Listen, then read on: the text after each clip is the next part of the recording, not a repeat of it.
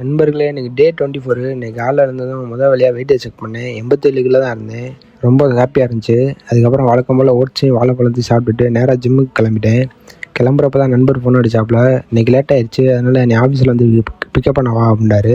நேராக அவரை போய் பிக்கப் பண்ண போனேன். அவர் பார்த்தீங்கன்னா வேக வேகமாக நடந்து வந்துருந்தாப்புல. அவரை பிக்கப் பண்ணிட்டு நேராக ஜிம்முக்கு வந்தாச்சு. ஜிம்மில் இன்றைக்கி லெக் ஒர்க் அவுட்டும் ஷோல்டர் ஒர்க் அவுட்டும் தான் போட்டோம். லெக்கு போட்டு கொஞ்சம் கஷ்டமாக தான் இருந்துச்சு. அதுக்கடுத்து டெலிவரி வேறு பார்க்கணும்ல அப்படின்னு சொல்லி அதுக்கப்புறம் நேராக டெலிவரி வேலைக்கு கிளம்பிட்டேன். ஆனால் இன்றைக்கி ஒரு சின்ன பிரச்சனை இல்லை, ரொம்ப பெரிய பிரச்சனை அதுக்கப்புறம் ஆயிடுச்சு.